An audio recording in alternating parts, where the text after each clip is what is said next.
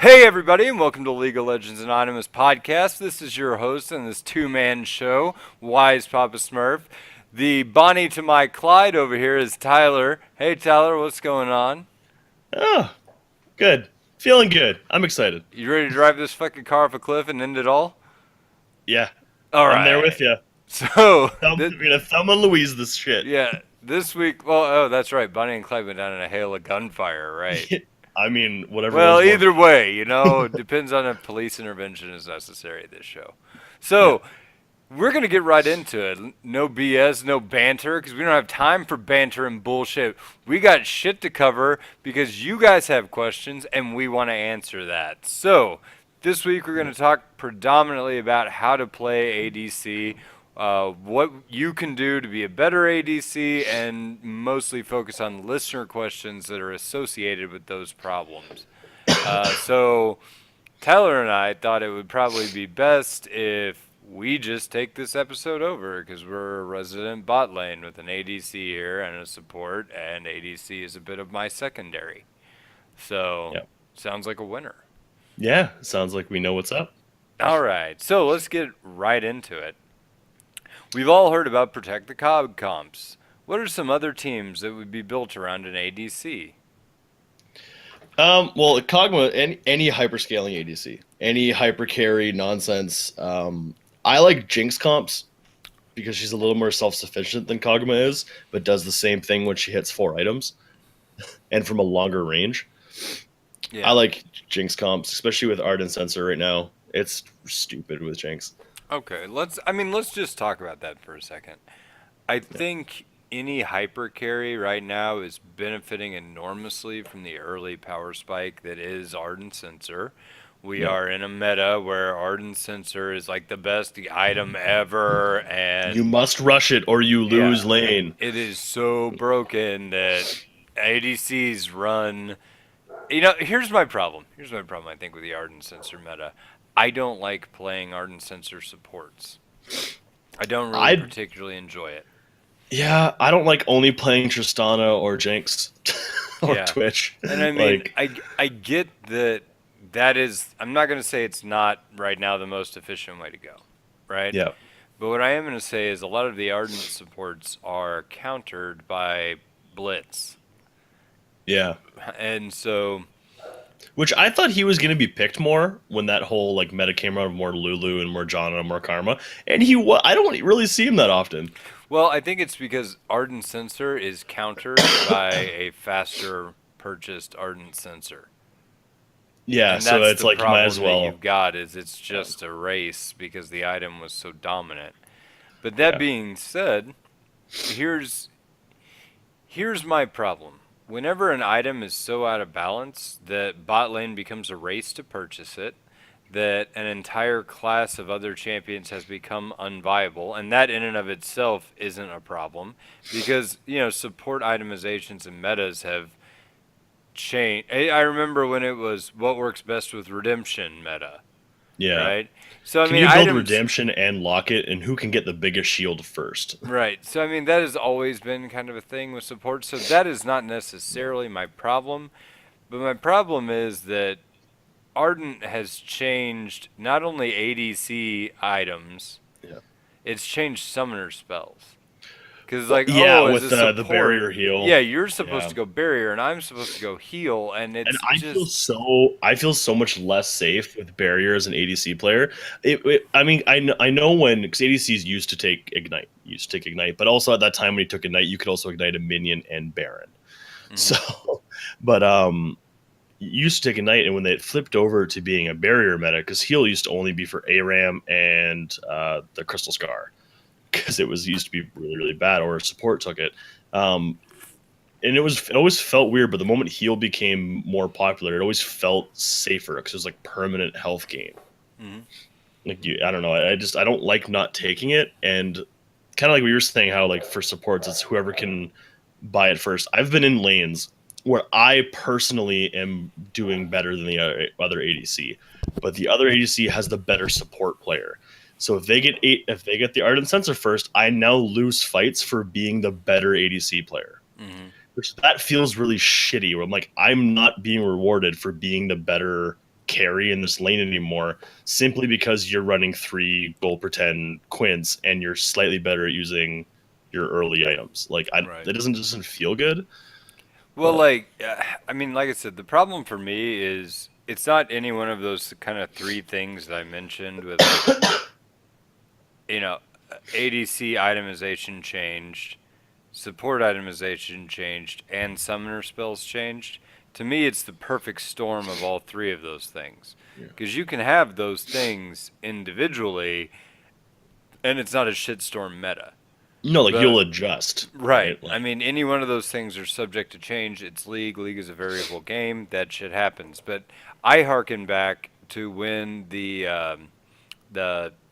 Targans was totally broken at yeah, initial when everyone release. took it, Yeah, and yeah. everybody took it because it's like, oh my god, this is why wouldn't you Why would take we this? It's not so share gold? This is totally broken, you know. yeah. And then they're like, oh well, shit, we have to fix that. Well, it feels like Ardent has gone on for like 3 fucking Oh, patches, and it's yeah, and they nerfed it, quote unquote. yeah. And I mean, I'll tell you this, it is nerfed.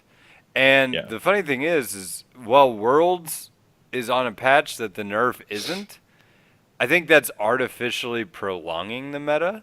Yeah, because And people don't follow the patch notes anyway.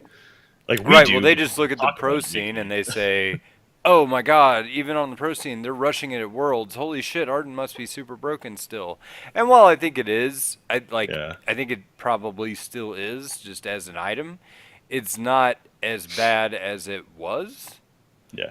Did you see the video that Magikarp used Fly put out about Ardent Sensor? And the video is just called Worlds 2017, and it is a 4 minute long supercut of every time they mention Ardent Sensor meta, Ardent Sensor, or Ardent Sensor Rush. Yeah, yeah, I saw that. It It's I was ridiculous. dying laughing. Like it was a holiday here in Canada, so I haven't played in about 4 or 5 days, and I came back to that and I was dying. I was like, what did I miss? And I was like, oh, this explains everything in 4 minutes. Oh, I also wanted to mention while we're talking about ADCs like protect the cog comps, the other reason why protect the cog comps are good right now is because tank shredders are good. Because Yeah, tanks are good.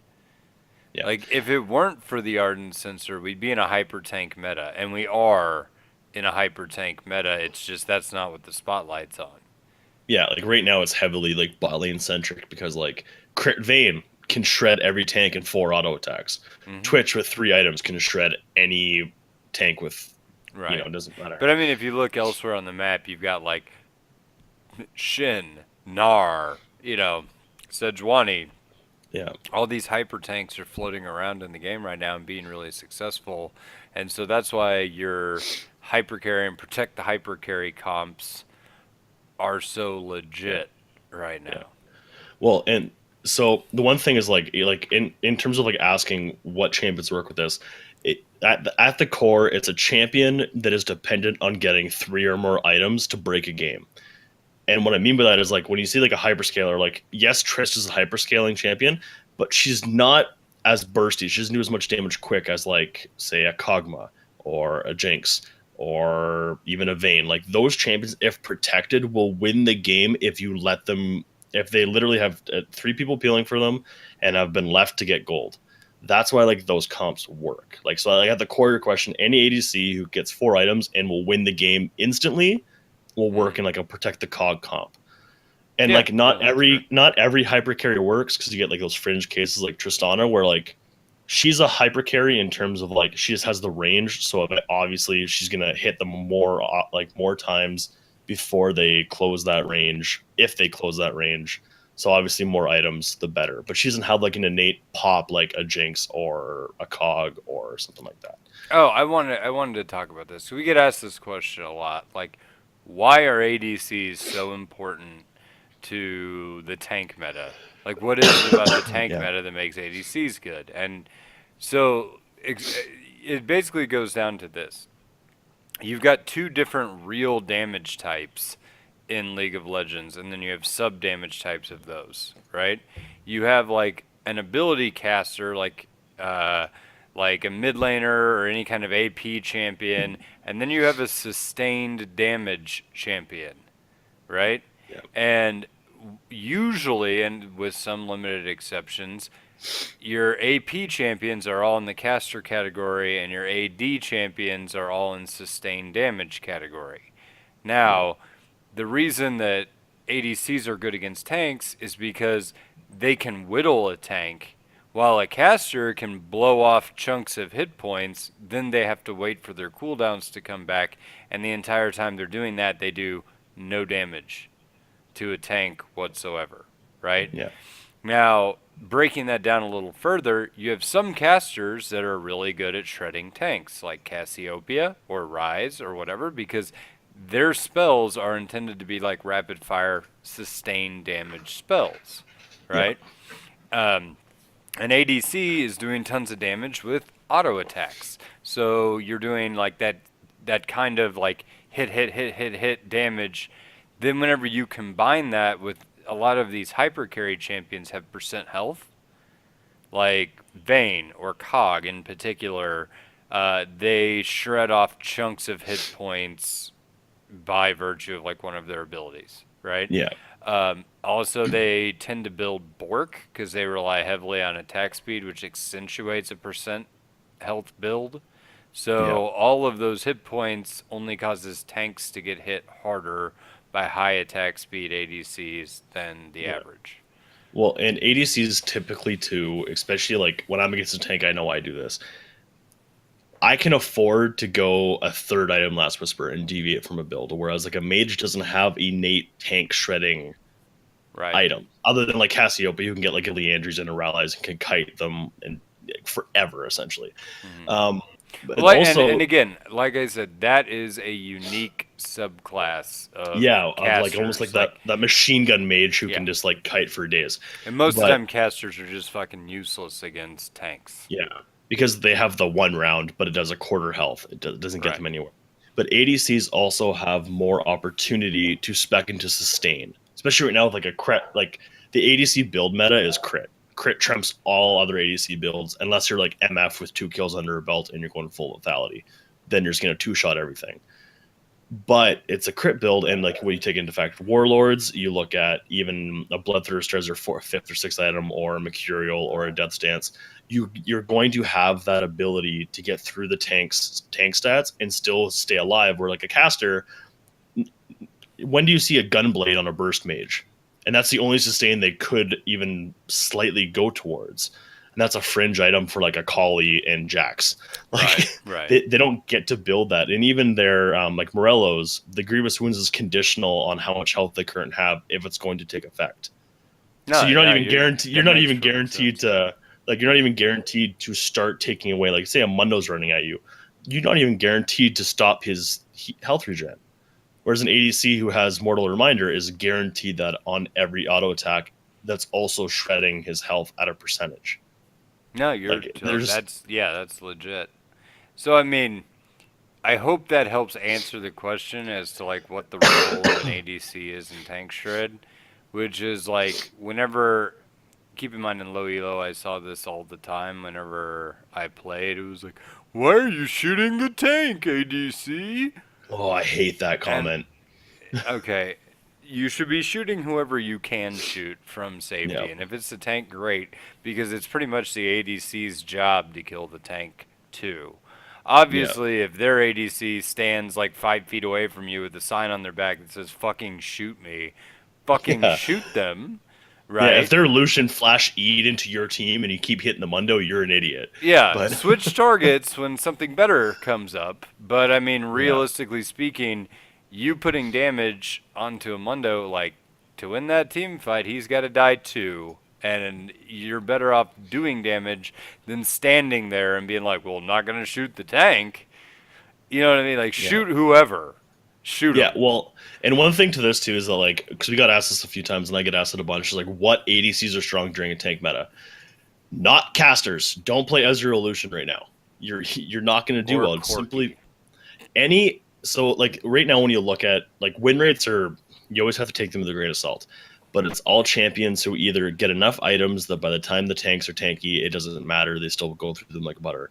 Or it's champions that get ahead like Draven, who they're going to deal more damage than that tank will ever be able to build against if they get ahead. Hmm. Or it's self-sufficient ones like Vayne has Tumble and Condemn. Tristana is super safe with her range and alt and jump. Like certain ADCs are incredibly strong in tank metas. Whereas, say it's a assassin meta, you're going to see Lucian, you're going to see Ezreal, you're going to see Caitlyn, you're going to see Sivir. You're going to see a different brand You of see ADCs Corky come out. too. Yeah, and you usually see him come as a mid laner because he shits on assassins in lane with exhaust. Hmm. So you see different ADCs for different metas. Like right now, it's safe, hyperscaling, ardent sensor using ADCs. So don't be like, oh yeah, sure, ADCs are strong. I'm going to play Ezreal. You are going to have an awful time. I'm gonna play Jhin.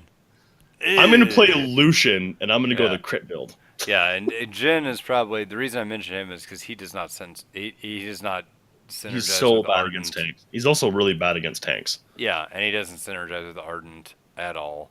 And like I said, it is an Ardent sensor meta, but right now I'm climbing with Blitz because I don't like playing Ardent supports. But every Yep. game I get in where somebody's like, "Oh, I'd really prefer an Ardent support, please," and you're like, If okay." I have to, yeah. Yeah, if that guy's asking, he's probably not going to carry anyway, but I'll do it because I don't want to be the asshole. And see, that's what Yeah. bothers me right now is like I feel like I'm typecast into I've got to play shit I don't want to play at all because it's so dominant that I'm an asshole to turn down the Yeah. request.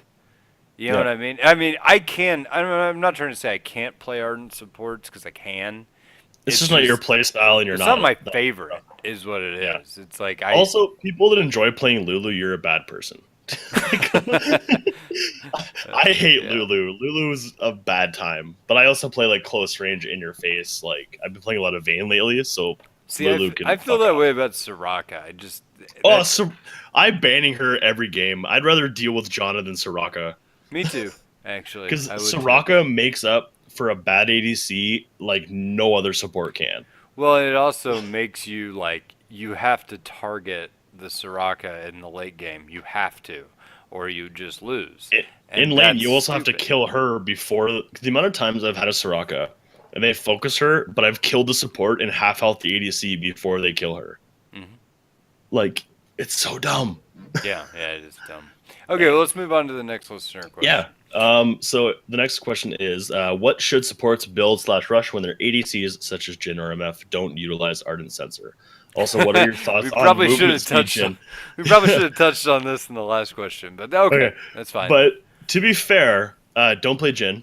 So, he's just not good right now. And MF, she's like, okay, so champions like this who have like a lot of different builds, like MF is weird. You can go like I personally go Duskblade into Ghostblade into Black Cleaver on her, and she just destroys everybody. In that cases, because especially with her immobile alt, you build like the old shield meta. You build the block, you build the redemption, you build a Mikhail's Crucible. You make your shields as big as a motherfucker, and you just keep them alive and you keep them safe. You build standard that even a Knight's Vow because they're immobile. They don't have an escape. They don't have an innate. They're not auto attackers. They can't really kite as well. They're more ability weaving.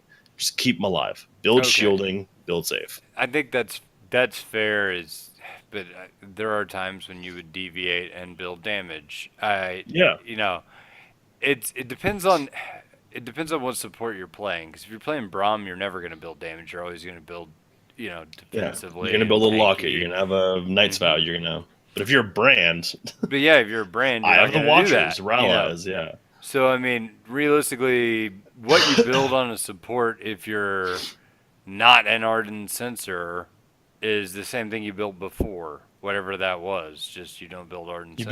You build adaptively. Yeah, I mean, I would say here's the like for thing. the two examples you gave, buy Mikhail's. I don't know why I never see that item as an ADC player, and I used to play a lot of MF, and I still played a bunch for this season. That item has saved my life so many times because I'm sitting there trying to alt people and I'm getting CC and then I can't run away. Yeah, Yeah, but well, I mean, the reason you don't see Mikhail's that much is because they tried to link it to shields and healing. And yeah, then on top of that, if you have a shield and a healer support, odds are they're shielding you and they're healing you. And Mikhail's is like the third best item for them to do that with. yeah, Because they're going to buy your Ardent first, and then they're going to buy Redemption, and then they're going to buy Mikhail's. And yeah, by then, the game is probably over. That's why you're probably not seeing it. yeah. You know, because those items overlap in what they Yeah, do, and the first two are better for team fights, unless you're in like against like an Ashe or something. yeah, But anyway, realistically speaking, um, yeah, you build whatever you're going to build, and that's fine. The second question, and by the way, if I did answer your question, I'd be answering it wrong because there is no defined 1, 2, 3, 4 build for no, anything, and that is a really destructive way to think for your yep, elo. Every time you go back, you should be thinking to yourself, where can I best spend my money? yeah. Like, what do I need? What does the team need? What do I need to buy right now? Yeah, like for example, if they have a Talon mid who's doing okay and like a Kha'Zix jungle, Knight's Vow is probably not a bad idea because you probably need to mitigate some of that damage. Say they have an Oriana and like I don't know an AOE top laner. I can't like Renekton even like I can't think of one right now. Someone that deals AOE damage in an area. You might need a locket. Probably not a bad idea, and a redemption because they're going Well, to I have mean, that just to team give fight you damage. an idea of what I'm talking about, some people would say like, but Blake, what about champions like fill in the blank that always build this thing first, right? Yeah. I have built an armor item or two on Aurelia before I ever went for a Yep. Triforce because if I didn't, I was going to get butt fucked into irrelevance and I was never going to be able to afford my Triforce. Yeah. So I resigned myself to not doing damage for a good long time and just soaking as much as possible because that's what Yep. I had to do. You know what I mean? Like, Yeah. Oh, I mean, I get this question too with how to build ADCs. Like while I'm in like comms, people are like, "Hey, this is what I'm at. Like, what do I build? We're losing." I'm like, "Okay, yes, triple crit is stupid strong on a lot of the current meta ADCs. However, if they have like a Malphite or a Mundo or a Gnar and someone's popping off top lane, you need that Last Whisper third item or a Sejuani jungle who's doing well. You don't get to build triple crit anymore. You're finishing that zeal item and you're picking up Last Whisper, and then you can finish your eye edge. And that's just how it has to go because it's going to be better for you in the long run. Like you have to go that. It's not I don't want to or I prefer this. You now have to make that change. no, I agree. Yeah, that's legit. Um, what I will say is don't be too attached. Just don't be too attached to a damn build. Don't. Yeah. Even if it's like a critical item. Because I remember the day back, like, for example, when you used to play Vlad, and Vlad would always go, um, Will of God, the Ancients. yeah. Will of the Ancients into, like, either a Zanya's or a Spirit Visage, and then like you'd end up building the same four items every game in varying order, right? Yeah. No matter what, because those were the items that you needed with Vlad to be good, right? Yeah. Look at Worlds, right? There was a time at which somebody, I think it was Cody's son, which is kind of goddamn fucking immortals. But anyway, Cody's son was playing COG, and he wasn't hitting his power spike early. And instead of building a Rage Blade, which is like the first Kog'Maw item, he instead built a Wit's End, which is like a baby Rage Blade. But it was Yeah. really good because it shredded AP resist for like his mid laner who was carrying. So that's fine. I mean, that's fine. If you've got to do something suboptimal as to what your normal build is, you have to make that concession. By trying to like square peg round hole in your best item, you're going to put yourself in a situation where you're just going to lose. Yeah. So be ready to not do that. Yeah, well, I find this question gets asked a lot with ADC players who are like bronze and silver, and they're like, "Well, I don't like because ADC builds are like yes, they're pretty uniform. We don't really have a lot of variation anymore. I tried to make because it used to be you always built Bloodthirster first. There was no deviation from that. You went Yeah. Bloodthirster, Phantom Dancer, and then you picked your next two items. There was really no deviation. That used to be how ADCs were built. Even Lucian used to go Bloodthirster into Sheen, and you went Bloodthirster Triforce. That was a starting build. Right, I remember that meta. I kind of liked Yeah, that, but yeah, I did I too. But remember. then what they tried to do is they tried to make crit a better option because there used to be games when you'd be like, I guess I'll build IE because crit used to never be very important. Hmm. Now, however, like if you're not an ADC or a full lethality ADC, you don't really have a proper build unless you're Draven. So like, yes, it seems like there's not a lot of build deviation, but there is. You can get the Last Whisper third item and just sit on the 1300 version of a Last Whisper. You don't need to upgrade it right away. You can, and like there's 4 different Zeal items you can pick from for in lane that are all good depending on the situation.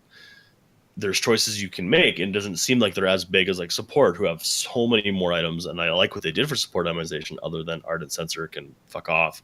Hmm. Um, I agree with that. I'm tired of they Ardent Sensor, but yeah. Yeah, and like they've gotten better in that, and like, but there's still small changes you have to think of. Like one example I get is how to build Vayne, because some people are still a little bit weird about how the triple crit Vayne works. Because you can go either way. I prefer the triple crit just for my own playstyle. Some people still like the Bork build. For her, you don't need to go the Shiv rapid fire build. It's good if it works, but on a champion like Vayne, who you're probably going to be very aggressive, weaving in the middle of the fight, you might, and they say they have 2 bruisers. You might need Phantom Dancer because it's better against bruisers because it gives you the pathing. Like you don't get caught up on the minions anymore. So there's like subtle changes you can make in your build that kind of deviate, like what Blake was saying. Okay, so movement speed gen. I saw Not that video not from a thing. OCE. It's not a thing. It's a joke. It's a joke Yeah. video. It's not good. And so let's talk about why not, right? Um, I get the concept that other boots aren't particularly good on Jhin because attack speed only scales into AD, doesn't actually shoot faster.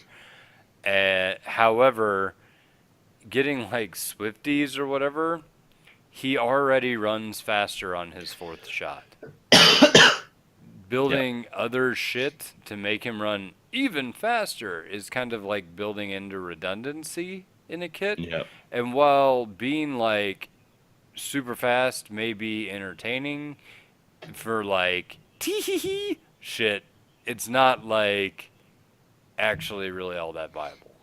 No. It's there's like 2 ADCs actually. Well, I guess 3 that like really, because Ezreal, I mean, unless you're going Triforce, sometimes in your head you go Berserkers, but usually it's the Lucidity boots. But like Misfortune, Jhin, Lucian really don't need Berserker Greaves. They don't need that standard ADC boots. Lucian, because he's caster, and even if you build him crit, he doesn't really need it because the double shot kind of works as your ADC, like as your attack speed buff. Um, MF doesn't really need it because she's more worried about her abilities, so you can build like ninjas or lucidity. And Jin just doesn't need it because Swifties are, like Blake already said, force sharding makes you fast enough. You might as well get Tabby or lucidity or something that's going Yeah. to essentially make the rest of their team hate you. Like, what's the thing about that's hardest to do about Jhin? Position far enough back that you're worthwhile, but yet not completely irrelevant where you're just shooting like your W and your ult into Yeah. fights, right? And sure, does movement speed help? Yeah, but so does being in the right place when the fight starts. Yep. And that's a skill you can develop. And what movement speed does is it band aids that, but does it with a crutch. So Yeah. probably a bad idea. That being said, I would rather, if I have like a AD champ coming on me, I would rather have like Ninja Tabby. Or if they have a shitload of stun, I would rather have Merc Treads. Yeah. So I know that I have a realistic shot of getting away, and that's better. That's just better. Yeah. But here's the other thing: if you did want to build like a Ghost Blade, where you get that movement speed, and it's a lethality item. Lethality is fine on Jhin. I don't think it's great. I like the crit build or the mix, like I Ghostblade into eye edge kind of Yeah, thing. I like crit because it activates the movement speed deal on him. Yeah. And then that actually gives you, once you get a decent amount of crit, gives you more effective movement speed. And because you get so much just raw AD, it gives you like a shit ton of damage on a crit. Yeah. So I don't know. I think like lethality is suboptimal on him, but it's not bad. You know, it's just not Lethality is pretty much good. only good on MF right now. Yeah, I'd say that's probably accurate. Well, the thing with Jhin too is that like, and I do this when I play Lucian, is I go tabbies a lot because I'll get like my first item and then I'll get tabbies. You want to see the other team's ADC shit their pants, come back to lane going even with tabbies. You win the lane Yeah, because that's most true. people don't check the builds, so they're like, "Why am I doing less damage to him?" No, they don't They even don't know. look. They're just like, why didn't he die? And then they Yeah, and get you're really you're just like pissed. skirting away with like ninja tabbies, and their hits did less, and you're just like, "Ha, suck it," I got because you green don't. shoes, bitch. Yeah, And that's it. I mean, that's it. And it's so stupid, but yeah, and that shit scales super well into the late game. yeah, The yeah, tabbies like super well. Okay, so let's keep going down the list. I think we covered that. yeah. How do you adapt based on your lane priority? I.e., with your bot lane champions, who wins push? Who wins lane? How do you transition to a lead in bot lane? And how do you win a game even if you pick a champ that loses lane? Okay, I Yeah, want to that's a take lot to unpack I, on that one. I just want to take a brief vent session. Okay. Yep. Um, if Ernie were here, I'd be ripping him a new asshole on this like a season ago, right? And here's Yeah. why. Ernie used to play Vayne. He used to really like playing Oh, Vayne. I know where this is going. And Ernie didn't used to do shit before like 20 minutes. And then all of a sudden, when Ernie had like 3 items, it would be an entirely different Vayne who's like Vayne spotting like a motherfucker, rolling into shit, disappearing, like going hard on a team. But you know, I used to get onto his ass because I'm like, they made a huge positioning mistake, and if you went in here, they died. And then Ernie would be Yeah. like, but I'm Vayne. I don't do any damage early, and they win. And I'm You like, do damage early. I don't care if you're fucking Vayne and they're fucking Draven. If I hook him under tower, kill his ass, right? Yep. Like, just because any champion is, quote, bad in lane or, quote, loses lane doesn't mean that if they bend over, you shouldn't stick it in them, Yeah. right? I mean, if Yeah. the dude's going to sit down in front of you, grab his ankles and rip down his pants, get to business. Yep. Because you're just being a pussy if you don't. Now, Well, to Ernie's credit, he has fixed that. He doesn't do that yeah. anymore. But that used, like I said, a season or a season and a half ago, that shit used to drive me batshit crazy. Because I'd be Yeah. like, just because you lose the matchup, you know, doesn't mean you're going to lose this matchup. It just means you are at a disadvantage. So Yeah. you should play as though you're at a disadvantage. You shouldn't be actively trying to trade, but you shouldn't turn your head away to kill either. Yeah. Like, and the one thing that's always bugged me about bot lane is if you were going to play ADC, and like I'm also coming, like this might be a bit hard for me to come away from because like I've been ADC main since season 3, so this is like my 4th year playing ADC primarily. Bot lane counters really don't matter if you have enough skill on the ADC. I often pick Lucian into Caitlyn. I have 130,000 mastery points on Lucian. I don't lose that lane, mostly because I know how to play that champion into the other one. Bot lane counters are weird because, like Blake said, he would serve Ernie a kill on a silver goddamn platter. It doesn't matter if you're Draven against a Kog'Maw who got killed in an early invade, that kills yours. It doesn't matter if you have to scale or not, that kills yours. Bot lane is one of those weird things where you have another player who can work around that issue. Like, I play a lot of Lucian in some bad matchups, but I only do so when I have, like, if it's Leona Lucian against a Caitlyn and whatever other support, I know I can circumvent that, like, champion matchup because I have an engaged support. So the moment the support engages, I can just unload. I'm going to win the trades.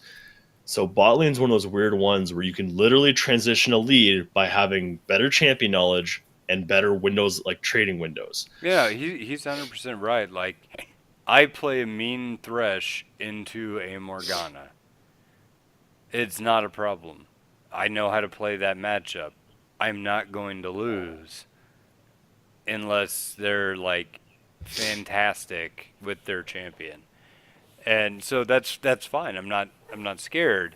But you need to go in any lane and you think, "Hey, what are my win conditions here? How am I going to play this lane?" Right? There are times whenever you're not going to want to trade with them. You're going to want to back out because they win trades. Right? That's fine. That doesn't mean that there's a difference between losing lane and intentionally conceding pressure. Yep. And it's a And big deal in bot lane. yeah, it is a huge deal in bot lane. And like I said, if you intentionally give up pressure, you can wait for a jungle gank. You can do other things that enable you. You can farm under tower if you're good at that or if your support's good at priming. And you shouldn't lose too much. Nope. Now, that being said, if I find in low elo the question is almost a pointless one, and I don't mean this to be an insult at all to low elo guys. It's just they don't do the things necessary to punish an advantage or to push an advantage to a breaking point. Like, I never see anybody below plat that freezes bot lane and zones the other side out. I just don't see it. Hate it. Like, oh, and if you're also like this, obviously goes to support players too. Is I've tried to set up freezes and they're sitting there trying to like help me prime the wave. Stop it! I am setting up a freeze. Leave it. Yeah, and it's like we could if we're that much stronger, we could set up a freeze, farm on the other side of the minion wave, on their side of the minion wave, and just zone them out entirely. And then after like 3 waves, they're irrelevant. They can't fight us, even if they want to. Yeah, and you can do this if you're a Lucian into a Caitlyn, or the matchup doesn't matter because bot lane's a lot about pressure, and it's also about windows of opportunity. Like, there's a lot of times when I'll play Vayne into like a Trist. Trist should win that until I get items and can ult on her face. Every time. Well, okay, so let me just, because some people go like, "Oh my god, I'm playing into a Sona, and there's just no way to play into this. All she keeps doing is walking up and queuing me and auto attacking. It's bullshit." Right? Yeah. Or I'm playing against Leona, and then like they're just gonna jump my AD carry, and then I'm gonna lose. Right? Yeah. Okay. So where did you fuck up in this deal? Well, one, the ADC fucked up by being within E range of Leona when there was the potential for follow up. You fucked up by letting their ADC follow up. Yeah.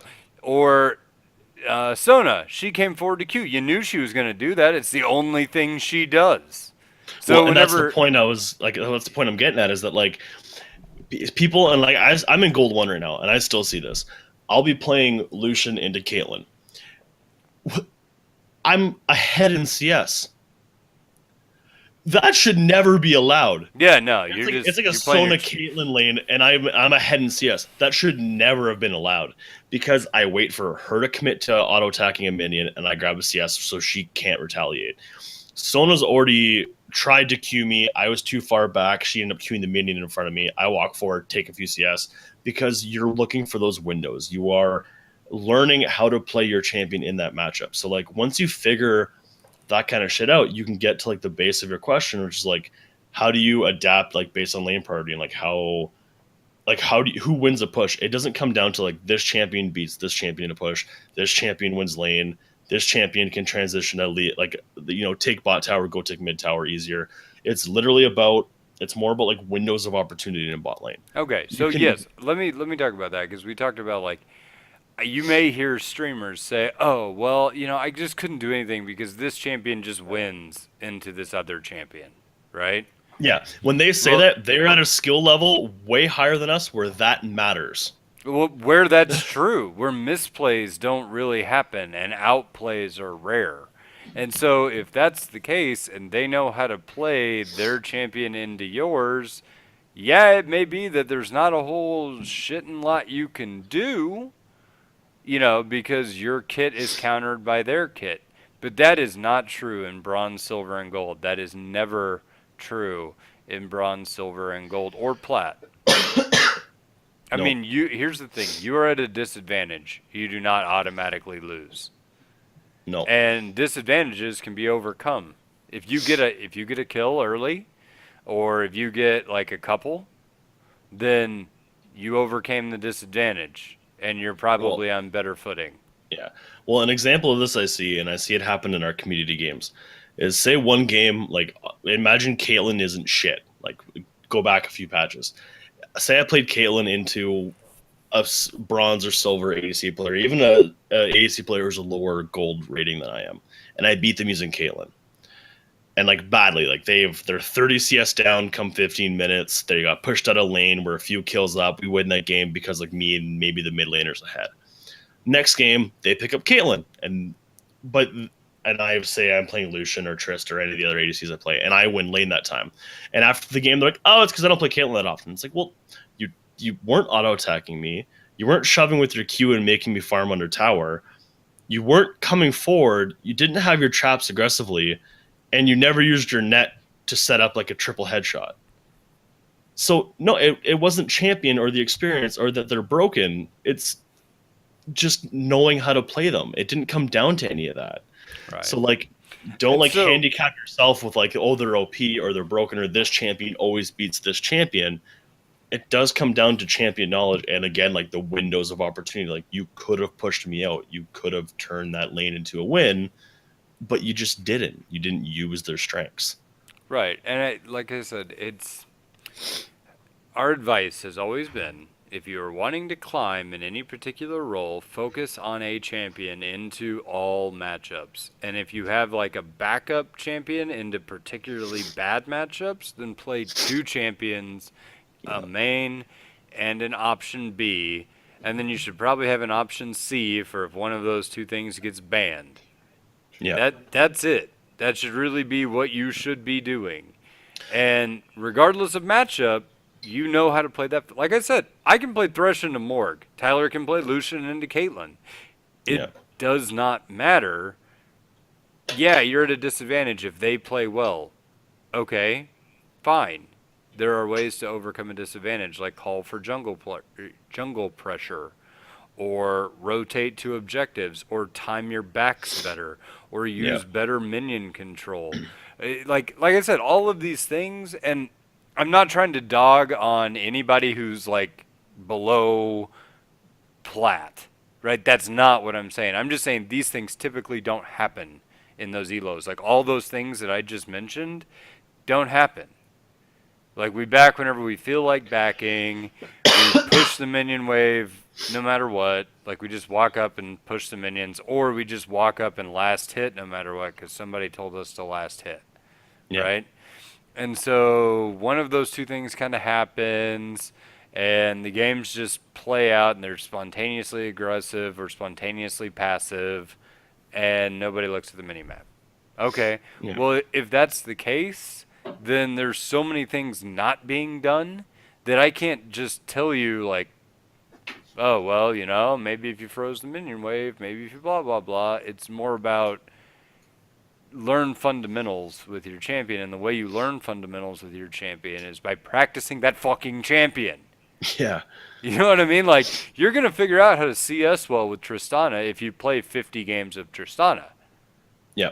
Oh, and actually, okay, so I wanted to tie this in to like another question we kind of have. It's a few down the list, but I probably should reorder this. And it's like in having an ADC champ pool. Because I get asked this a lot. It's like, what ADCs do I play now? Which are strong and all that kind of stuff. Fi Lol, if anyone doesn't follow him and you're an ADC player, check him out. He's got a lot of good content for ADCs. And just for other roles too, but like he's an ADC main. Check him out. He made a good point about how to pick your it's one of those gimmicky like clickbait titles of like find the next hidden OP kind of things. But he makes one really good point in it. And it's particularly true for ADCs because ADCs are a very flashy role. You kind of always want to play what you see in the pro scene and what what's popular and what you see all the time on the win rate charts. If you see an ADC that over a few patches, if you look, let's say on op.gg, where they from playing 50 games to 100 games have over a 50% win rate, play the shit out of that ADC. Like for example, Misfortune. You never see her. Very strong. You look at what she has between a 50, like if you play 50 games to 100 games on her, she has a 57% win rate. 57. Riot already said if you have a 50% win rate, you are going to climb a 57% win rate. So like when you're trying to pick these champions to like win lane or to win pushes, look at stuff like that when you're creating your champion pool. Like if you want to focus on a champion, find that champion that the more time you invest in it, you're going to get higher returns. Because then when you look at questions like this, it doesn't matter. That's the reason why. Hold on. Whenever you say, I'm going to say something I've said before, right? Mhm. Don't pick the champion at the top of the leaderboard unless you play so much League, and I mean more than 6 games a day, that you have time to put into a champion to learn it so you can play it at the best level that you can play it. Because, like, I remember when Draven was strong. Draven is a unique champion. You really got to put in a ton of time. He has his own set of mechanics. Yeah, you had to put in a ton of time with Draven to realize, like, how to play him effectively. It's like Lee Sin. Same thing. Like, you have to be able... When Lee Sin's strong, there are a lot of bad Lee Sins out there because you have to, like, play him mechanically at a level that's ludicrous to be effective on him at all. Yeah. Right? And it's easy to be real bad with him, and it's really hard to be really good. But when you are, it's like, God damn, And you see these badass Lee Sins, you're like, God, I want to play Lee Sin. Okay, but are you willing to put in, like, 500 games? 400 games, yeah. Yeah, because if you're not, then don't. You can play a Mumu and be super effective in 20 games. Well, an example of this is from season 4, 5, and 4 and 5. Okay, like this is I know it's different meta, better thing, but the point stands. Ashe wasn't particularly popular, other than when Cloud9 came into the Ashe Zyra bot lane, and that was towards the end of this whole thing when I started playing it. I played her like 50, 60 games both of those seasons and had a 70% win rate. It was part of the reason why I kept getting back into gold. Was she strong? No. But when you looked at those who had over 50 to 100 games of her, or even more, she had a 56% win rate, or close to a 60% win rate. There's champions who aren't necessarily at the top of the leaderboard that are better the more time you put into them. So pick 2 champions. I would say 2 because I don't really like the idea of one tricking personally. That's just my own personal preference. There is benefits to it. I like having 2 or 3 just for my own personal. Okay, so whenever I say one trick, I don't mean like legit only play one champion. I mean play primarily one champion and have a couple of backups. Like even when I played top and I was playing like pretty much only Aurelia, I can also play Gnar, I could also play Yorick, and I could also play Alawi. Those are all champions that do totally, and I could play Mundo, but who can't? But I mean, those are champions that all do radically different things. Yeah. And that's a point I wanted to make too when you're building your ADC pool is like, there's still ADC subclasses, and I don't mean the dinky ones that Riot gives them in those subclass names. I mean like legit differences in ones you should be able to play. Like I am a cheesy ADC main whose most played is Lucian. I'm one of thousands. There's a shit ton of us. We all play Lucian. But like my next most played is Tristana and Vayne. One is a very safe hyperscaling ADC. The other one is an in-your-face takeover teamfight hyperscaling. All 3 different, but they make up my current champ pool. Because if I am in a comfortable matchup with, if I say I'm playing with Blake, I can play Lucian because I know he's a good enough support that I can play whatever the fuck I want. But say it's a matchup where they have 3 bruisers with gap closers and like 1 tank jungler, I probably need to play Vayne. Or if it's heavy engage with slows out the ass and a cast mid, I'm going to play Tristana, and they're never going to touch me. There's still subtle differences between ADCs, and you have to figure them out if you're going to build a pool. No, If not, I would you get screwed. entirely like back It's that up. like I used to play Lucian and Ezreal. I got fucked when tanks got strong because there goes essentially 66% of my champ pool, Hey, and I was left with remember Caitlyn. that one thing I'm supposed to fucking do that I can't do, and that's Yeah. damage? Well, Oh and shit. I was stuck with Caitlyn, so I essentially came down to a point where I could only play Caitlyn, but then she got strong, so she was getting banned, and I was like, well, shit. Well, I and get like, let's talk about that as well. Like whenever you're picking your champ pool, don't just look at the top of the charts and be like, okay, who is S tier? no, Because whoever is S tier, they're gonna get nerfed. And when they get nerfed, you've invested a lot of time in a champion that's not on the top of the list. well, I Pick was a just talking with champion. this about before the show started. Actually, Oh, I've been playing a lot of Tristana right. before she got super popular. Mm-hmm. But now she has a 19% pick rate. So in every 5 games, it's guaranteed pretty much someone's going to pick them. And you know it's more than that. She's one of the most picked ADCs. The likelihood of me getting her and her not being banned, super unlikely. So right now, with a month left, I'm probably not going to try and play a lot of Trist. Simply because I'm not either going to get her or she's going to get picked away from me. So I'm probably going to play a lot of Jinx. 6% play rate, still a high win rate. I have over 50 games with her. My win rate's probably statistically around 55, 56%. Mm-hmm. I have and she does the same thing. She's a hyperscaling with ADC with range. Not as mobile. I still have my traps and I still have my slow.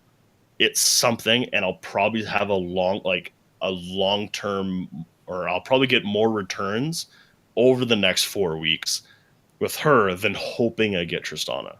Mm-hmm.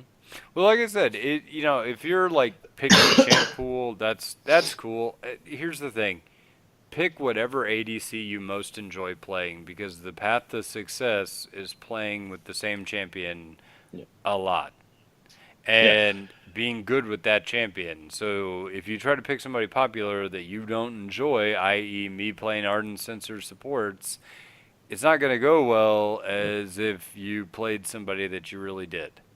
Yeah. Unless you're like a professional player or a college student that plays League like all day because they don't actually go to class and they just go to finals week. I know you, college students. I was one of you. I hear Yeah. they made class mandatory now. That sucks. I've had a class where you lost a percent per class missed. Oh, fuck. Dude, Yeah, I or went two to two like, percent, two okay, percent per class missed. so I flashback. I, I lost 8%.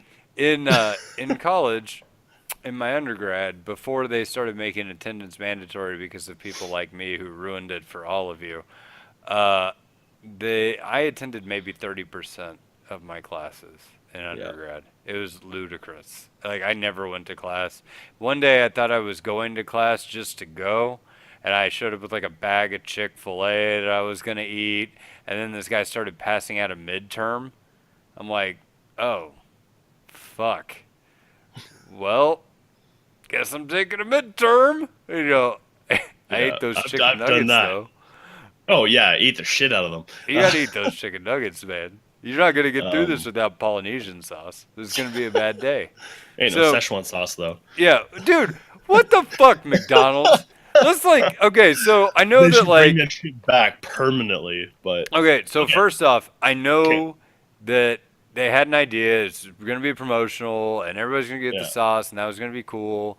And then Rick and Morty fans ruined it by like rioting because people are fucking yeah, stupid. But one, it's one of the most popular shows on TV right now. yeah, Two, it's got a cult fucking following that you've previously acknowledged by they sold a bottle of the sauce for like an undisclosed thousands of dollars, yeah. You want to know right? who won that charity auction? Dead Mouse. Yeah, I love that shit. Just Yeah. because he's in Toronto, Canadian DJ, and I was like, what the fuck is like why? No, I mean that's awesome. Yeah, That's fucking cool. And so it's like it's a thing, and you're gonna do it because you're gonna grab that market share while it's out there. And by the way, their chicken tenders, like the strips, are actually really fucking good. So you've got I a haven't good. had them yet. Oh yeah, I had them. They're good. I don't even know if they're here in Canada. Oh, dude, I'm just telling you, those buttermilk strips are not to be fucked with. They're really actually pretty good. And so, like, that's awesome. So I saw a Szechuan sauce today. I was like, I like Rick and Morty. I'd like to have some of this sauce. And I go look it up, and it was like the nearest place is 3 hours away, or I can drive to Little Rock, fucking Arkansas. I'm like, you know what? No, not I gonna didn't do even it. bother looking it up. I'm like, I'm in Canada. The likelihood Well, of it not being anywhere but Toronto or Ottawa or Vancouver, and the the likelihood of it closest for being me is anywhere 3 hours. in Canada, is Yeah, seemingly quite unlikely because and there was and it only would like have only been there like was Calgary, there was Toronto, like Vancouver. one location in fucking Seattle. How do you do Yeah, that? Like, how the fuck do you do that?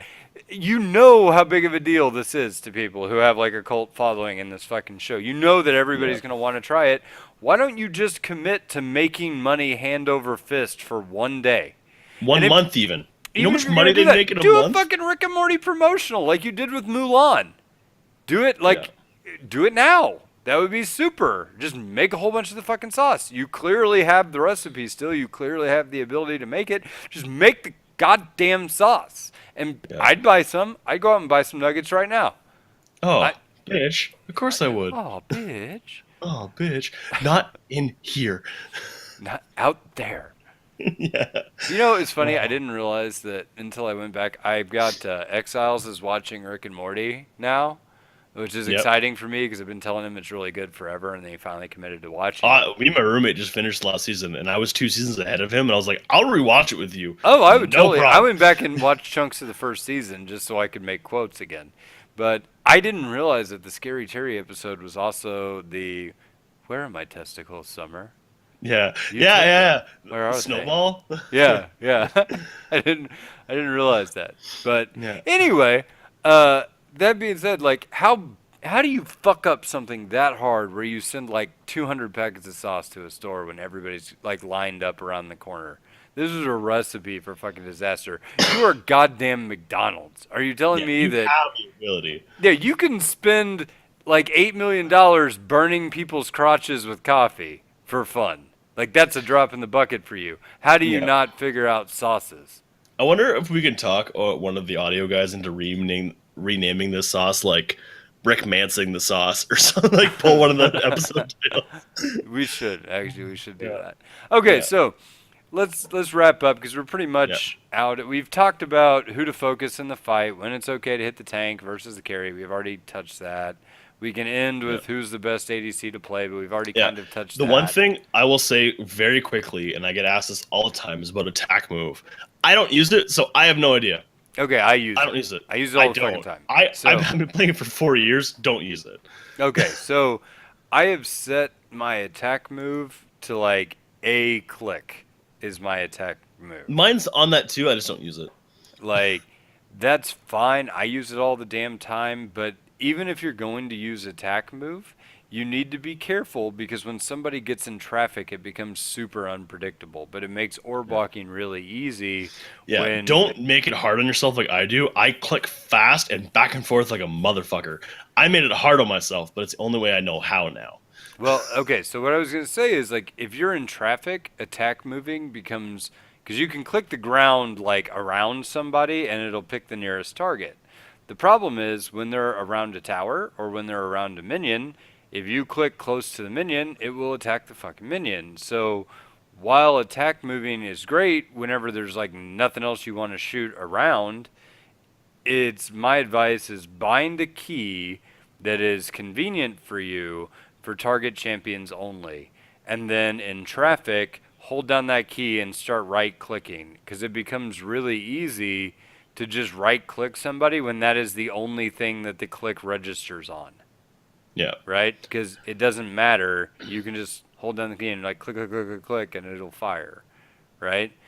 So, yes, attack move is. So, to recap, because I don't think I said this clearly in what I was getting at, right? But to recap, attack move is you like. Okay, I'm just gonna go explain some terminology that I use. So orb walking first, a term used is your number one ADC skill. It is entering an attack command and then automatically, the second that attack leaves your gun, you are right-clicking to move. So you're Yeah. repositioning immediately between shots. Yeah. And So an example of this is you will see a higher ranked ADC moving while firing at a turret because it's technically putting out more inputs because you are canceling the full auto animation. So okay, if you think we're pacing randomly for no reason, it's not right. for no reason. So let's talk about what canceling an auto animation is and does, right? Because Yeah. that's important too. So whenever you do your auto attack, there are unnecessary frames at the end of your auto, right? You'll fire, then the bullet will come out of your gun, and then your character will have like a recoil animation where the gun comes back, and then nothing will happen. I mean, nothing happens in that recoil animation. It's totally unnecessary. It just makes the act of firing look more fluid, right? The downside is it also doesn't reset your auto attack until that animation completes. Yeah. So, if you are fast, you can shoot the second the bullet leaves your gun and is out and away.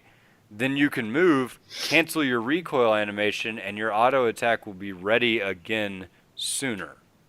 Yeah. That is animation canceling. That's why ADCs pace when they shoot the turrets, because they're firing, canceling the recoil, fire again, cancel the recoil, fire again, and so Yeah. on and so forth. Now, the one thing I will say is if you are trying to learn this, some ADCs, just because you can see the projectile, it has not registered yet. Like Caitlyn is a few frames outside of her gun before you can turn. Right. Same with You Tristana, will and fire same a with zero. Lucian. Yeah, you will fire a 0 damage bullet if you are not Yeah, careful. it looks like it left your gun. It didn't. You have to wait a few frames past like the muzzle of the gun. It's weird, and it's only on certain ADCs, but it's there. And that's something that comes with experience and practice, and you'll see it and you'll go, "What the fuck? It didn't do any fucking damage." And then you'll realize what has happened because we told you about it. Yeah. So, all that said, that's what I'm talking about when I talk about animation canceling. Orb walking is shooting, moving, shooting, moving, shooting, moving in that pattern over and over and over again. Now, input buffering. Okay. Yeah. This is an important skill for some ADCs and not for others. But Ezreal specifically. Ezreal and Trist being one. Trist it's important on. So if Yeah. you tell League to shoot an ability while it's outside of range, the champion will walk towards the person to try to put them in range and then fire that ability, right? It's naturally the way League works. But let's say you're playing Tristana and you want to make sure that the second they come into your range, you're ulting them away, right? So instead of like attack moving, where you'd be move, attack, move, attack, move, attack, and so on and so forth, you're going to input buffer your ult, which is say you're going to move, target them with your ult, move, target them with your ult, move, target them with your ult, and like you're kind of orb walking away from them, right? So Yep. that being said, the second they dash in on you, they get blown away before they actually connect, because you had that move being fired the second they met the precondition. But if you try to react, you will be too slow. Yeah, or they'll be too close, and it's not going to knock them far enough away. That too. Now, So that's where the- that's input buffering. You can also see that Yeah. with champions like Annie, where you can Yeah. input buffer Tibbers. yeah. So that's something as well, Yeah. which is Now, like your there's flash a Tibbers and stuff. a slight variation to this, and that's why I mentioned Ezreal, is if you are aiming straight, okay, like for an example, like not in any direction, just you are aiming ahead of you, and you try and quickly fire your Q directly ahead of you, and then your W at a 90-degree angle, and you hit them both at the same time, like QW, it will not fire to where your mouse pointed. It'll fire in some awkward in-between point where you try to change your aim. You have to let the ability cast because the game, the input, it buffers itself. It has a cast time like an auto. You have to wait for it to go out of your frame so far before you can properly cast another ability. There's certain ADCs where this is an issue, and there's certain ones where it's not. Like Lucian's incredibly fluid. You don't have this issue. You can fire everything off at once. Yeah. Ezreal's not. If you try and fire your, QW and you try and do it one at 12 o'clock, one at 3 o'clock, that W is going somewhere in between 2 and 1. Okay, so there's one more thing I want to say while we're on the topic of this, and that is auto attack weaving is another phrase we often use. We really should have done this at the beginning. Yeah, but shouldn't like a glossary of terms. A glossary of terms at the very end. So I hope you learned something. Anyway, that being said, auto attack weaving is auto attack ability, auto attack ability, auto attack, right? Yeah. And with somebody like Lucian, this doesn't matter as much. I mean, actually, I take that back. Yeah, Lucian it is everything matters with that. Okay, What I Lucian's meant a great is example of how important it is, though, because it works into his entire kit. Like he is like the prime example of you can't just fire everything off and you're gonna lose so much damage. Yeah, no, what I meant was it's not as important right off the front, but it's Sivir's a good example of how to weaver. Right. So okay. So like I said, the reason that this is important is because let's say I am playing somebody like Ezreal and they're standing out and they're ready to be queued and I can E to them and that's going to do a shitload of damage, right? So a Ezreal player does QWE and then that's it, right? Your Q, let's just say you're level like 3 for the sake of this, right? So your Q is going to do about 100 damage. Your W is going to do about 80 damage, maybe 85. Yep. Your E is going to do about 100 damage. So you've just done 280 damage. Congratulations. Now, if you had done auto attack Q, auto E, W, right? Yeah. That's 2 more autos that you've weaved in as much time as nothing, right? You've now done another 150 damage. Yeah. So you've essentially hit them with like 2 Qs by virtue of just clicking somebody before you did all that shit. Yeah. Well, and the idea of this also brings in what we mentioned about canceling your auto animation. On Ezreal, if you fire your auto and then immediately fire a Q, it registers them both, but it cancels the animation for your auto attack because it overrides it with the animation for your Q. So you can go, or even like Q auto really quickly, it cancels the animation and allows you to get more damage out quicker, which for an ADC is a big deal. Right. That's why every ADC main is played a shit ton of Lucian because it forces you to learn this. Or playing jungle Ezreal. That is another place where this is super important. Your clear gets really shitty if you don't weave auto attacks between your abilities. And it's a great place to practice doing that, as any jungler is like auto attack, ability auto attack, instead of like auto attack, ability, auto attack. Yeah.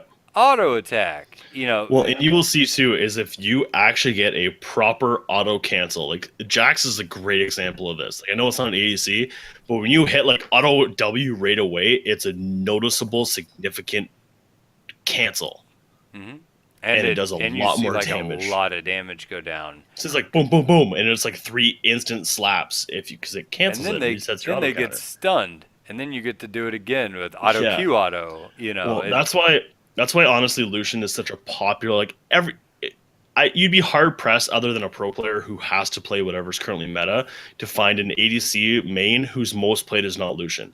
You'd be very hard pressed, and I mean like an actual ADC main, not Ernie, who every season changes. Yeah. An actual one because he has animation cancels, he has auto cancels. You have to weave in auto attacks. It's literally part of his kit. Like right now, the combo is like E in, double attack, you fire your W at the same time because it cancels to get the both auto attacks, but you cancel the second auto attack from your passive with your Q, but then you cancel the Q animation with your autos and your E's up again. Yeah. And you know what I mean? Like I said, these are the things that. Here's the thing, and I know rather than answer the question, what are the 3 best ADCs to play? Honestly, go to Philol's like 3 best ADCs to master video, because that's better than who has the best win rate right now. It just is. Yeah. So do that. That'll answer your question. But to answer what the meat of that question actually gets to before we close out, I would instead say find somebody you enjoy playing and pick that. Yeah. Whatever it is, you can carry with it if you get good with it. That being said, if you're going to play more ADCs, please don't just play hyper carries. Oh Don't make your God. champ pool Kog'Maw, Vayne, Tristana. Don't do that to yourself. Twitch. Yeah, Yeah, throw a Twitch you in there only play too. You Twitch, know. Kog'Maw, and like Draven. You essentially you suck ass early or you die. Like, don't play just those three champions. So, okay, so I guess we'll wrap that up. We have some announcements. The first one I want to touch on is not actually listed in the show notes, so I'm going to hit it. We are starting up a D&D thing again. So, Thursday, October 19th, which is a week from today, there will be a Dungeons & Dragons 5e adventure in the LOLA D&D voice channel. The adventure will start at 8:30 p.m. Eastern Time, 7:30 p.m. Central Time, or Good Time, as it is known here. There will be a level 1 adventure that will take 2 to 3 hours. If you have never played D&D before, there will be some characters created for you. If you have played, feel free to make your own. If you want a specialized character, please contact Clarkin by Tuesday, October 17th, which is the day or 2 days before. So yeah, you might, if you want to use a pre-created character, you might want to show up a little bit early. All of this information is in the LOLA announcements in the Discord, so you can check that out. We have a pre-set up like Dungeon Master channel with dice rolling and everything else, so it's ready to go. If I've been meaning to try it out, and dude, every time they do it, I've been busy. And I'm dude, really I hoping this time I'm not. I did it. It was super fun. I didn't think it was gonna be that fun. Like I thought, eh.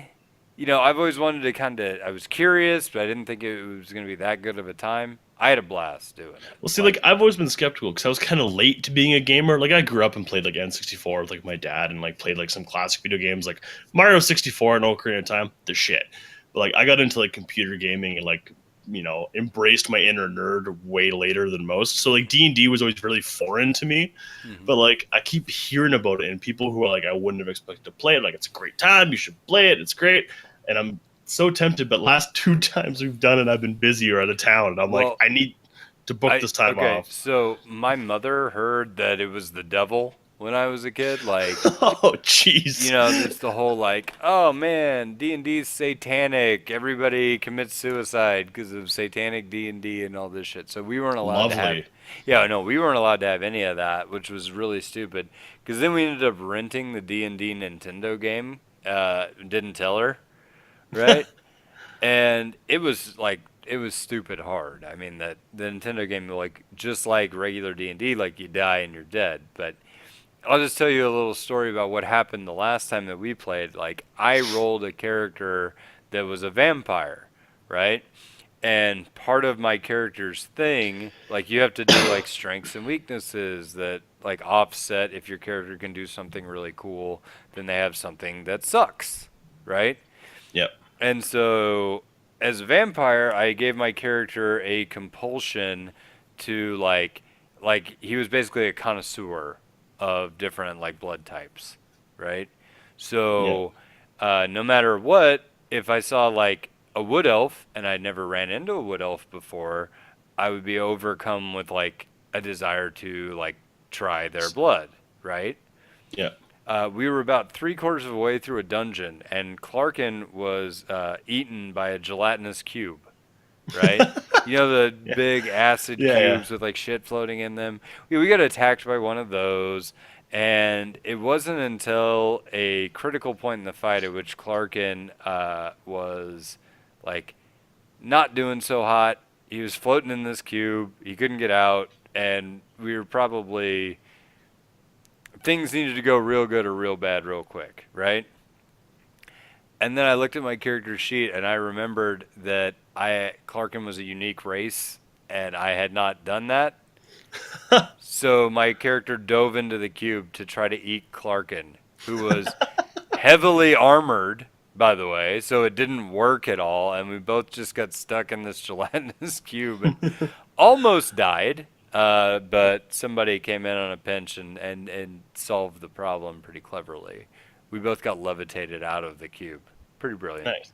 And then, I ate Clarkin while we were in the air, solved the problem, and then we went back to fighting the damn thing, right? But I just remember that and like how stupid that was and that it almost completely killed us all.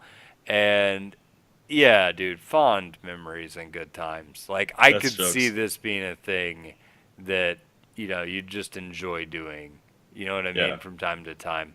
I don't think it'd be like I want to play D&D every day, but I could No, see it like being once like once a or twice a I could month would do be a good this time. once. Yeah, I think you need to do it about once a week because if you did it every other week, you forget where you were. It's Yeah, kind of a you get thing. behind in the story. Yeah. Yeah. And I mean, for a couple of hours, like we did some fun shit. Like it Yeah. was a good time. So I would highly recommend it. If y'all thought you have an itch to try this, check it out. Clarkin knows his shit, so it's a lot of fun. Yeah. So okay. That being said, we have like a couple more announcements here. We are Yep. now doing some live recordings on Thursday night. So that Yep. was awesome. Congratulations to Spencer Helm for winning our gaming chair on the giveaway. That's awesome. That's sick. Congratulations, buddy. I'm jealous. I've been needing a new chair. Something Yeah, fierce. everybody kept asking me if we had announced the winner yet. I got like a bunch of emails, and I kept telling everybody that Size Wappa Perf won from Cassville, and that Yeah. there's nothing suspicious about that at all. So don't ask questions. Yep. And I got some people who were figured out I was trolling them or didn't and got really mad about it. And then I had to explain, like, no, man, I'm trolling you. We're gonna announce Yeah. it on the show. It'll I'm be fine. fucking with you. Like this, I did not steal the gaming chair. It's fine. Yeah. Yeah. If you need proof, look at the stream. My chair is very normal. But Yeah. anyway, so that's cool. The LOLA tournament, we talked about it last week and like what the problems were. I was there. We did a lot of the shoutcasting. I would say like that was a lot of fun. I'm sad I missed it. It was the Canadian Thanksgiving, so I was up north, my hometown. Um, yeah, I wanted to be part of that. That looked awesome. Hopefully, we Dude, do it again. it was like I didn't think it was going to be like as fun as it realistically was. Half the fun of it was that I named the teams. I So saw those names. I watched some of the VODs. I haven't watched them all yet. yeah, The, what was the playground one? the playground predators. Yeah. Because okay, so at first it was the taco weasels versus the rabid unicorns, and Yeah. then Aiden said that we need to do alliteration on the third team, and I was like, okay, fine, playground predators. And the playground predators didn't particularly like their But to be name. fair, the Taco Weasel is just a funny name enough to like. Yeah, the taco weasels were my personal favorite, but Yeah. they ended up taking third of three. But hey, a good time was actually had by all. Oddly enough, I think the teams were pretty fairly balanced, and it was a lot of fun. That's And sick. I wouldn't go as far as to say it like went off without a hitch because I don't think it realistically did. But it didn't like there weren't huge delays. Everybody was in good spirits. We were all cutting up and laughing, and the games themselves were fun to cast. So. Yeah. Yeah, good times. So next time we do Yeah. one of those, Team 4, show the fuck up. You signed up. Fucking be there. Anyway. Yeah. All right. Yeah. Yeah. And I guess lastly, this is also going to be my second last episode. I'm coming back for one more because I had a guest set up for you guys that I'm really excited about, so I couldn't leave you guys just yet. I'm going to be stepping down off the show as a host and as a co-host, just completely stepping down. I got way too much going on with school and grad school, and I coach a team for the university, and just general life. I'm way too busy, and I can't give you guys the same amount of attention I'd like to. And I can't put as much of my time as I'd like to because I used to prep show notes and get stuff ready and used to get excited about it, and I just don't have the same time, so I don't think it's fair to you guys. And but that being said, I'm still going to be in the community. You're still going to see me around. I'm going to be in the Discord as much as I can, so feel free. I'm always down to play games with you guys. I'm still going to be a member of the community. And if you have any ADC questions, Lord knows these guys don't play ADC, so feel free to still swing them my way, and I'll get to them when I can. More than happy to help out still. I love how Even if like you, you just got like a touch of like southern, you yeah, know, southern twang there out of nowhere. yeah, Lord that's knows they don't play ADC Loud around knows. here. Loud knows. They ain't played ADC in 15 years. Yeah, they ain't Yeah. played ADC in 15 years. Yeah. So yeah, I'll still be around. But yeah, thank you guys for everything. It's been fantastic. It's been cool being part of the show. Had a good time while it lasted, and yeah, I'll still be around. Yeah, man. Here's the thing. As much shit as I've given you for being Canadian, and as much as you deserve it, I have truly enjoyed you being here. I think that like you've been one of the most consistently insightful hosts that we've had, and I think you do a really good job. So I'm gonna miss that. But like that being said, I think your form of retirement I'd really like to emphasize is more of like a Nova XT style where you still ernie it up and float around everywhere. So while you won't be on the show, you may not be gone. Yeah, Right? and I mean, like, and if you guys will ever have me back, I'm always down to come on and talk and be part of it again. Lord knows I still got your mic. Quit saying Lord knows. You're not a Nope. southern old man. To be fair, I'm in Southern Ontario, so that's as far south as we can get in Canada. That's like saying, to be fair, I'm on the wall. To be fair, Like, yeah, yeah, you're not a um, wildling, buddy, but same fucking difference. yeah, yeah. And who knows? Maybe if I settle down again by the time I move and stuff like that and get settled in grad school, I'll be able to come back on every once in a while. But who knows what'll happen? Well, like I said, obviously we have no harsh feelings to you, buddy. It's not just in case there are any conspiracy theorists out there. Tyler is not getting sacked or anything. He just he Yeah, got busy. yeah. If Aiden goes next, no, it's because we're Canadian. Yeah, there's no discrimination here. God damn it, Tyler. Yeah, next week. This is Aiden's last episode. Yeah. Next week, we just decided that Aiden needed to go a different direction, like Yeah, Aiden further says. south.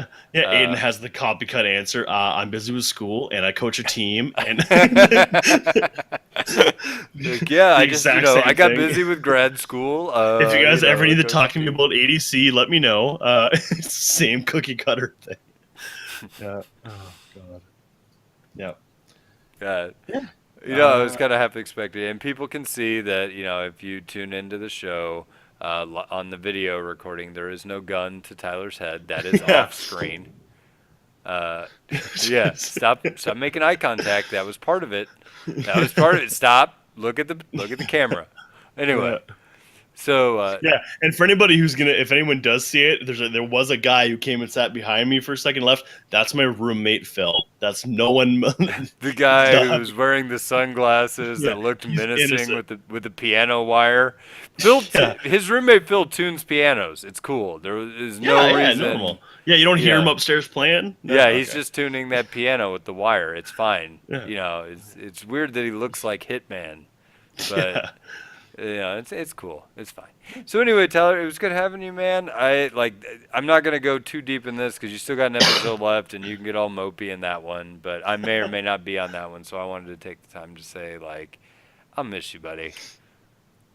I miss you too, man. I'll still be around. We can still hit it up, All even right. though you're almost diamond.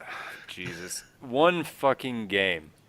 Do you know how disconcerting it is to get to game 5 in your diamond promos and then lose? I lost my plat promos 5 times last year. Yes, I know. Yeah, it's just a straight kick in the dick. Oh, Hard. just oh yes. Because it's like, also in that series, one of the games I lost had an intentional feeder. So, Yep. I'm at 0 points, gold 1 again after I keep getting to 90 points. So, well, yeah, I feel that. I just lost my Plat 2 promos to Plat 1 today. And oh, love. you want to hear some bullshit on that? So, I was 96 LP. I win, and I go into my series, right? Well, Mhm. shit happens, and we lose both the games.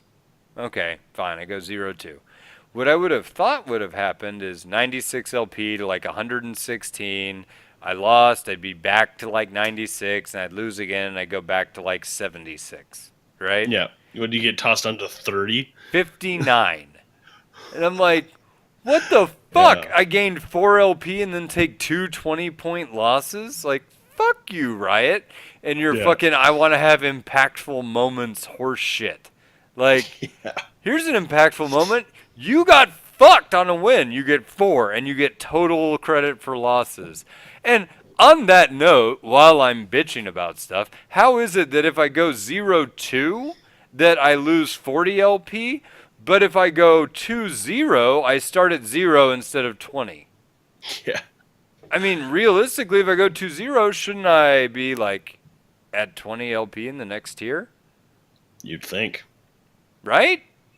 Because you won 2. If you're going to punish me for losing 2, then I should get a gain for winning 2. It only makes sense.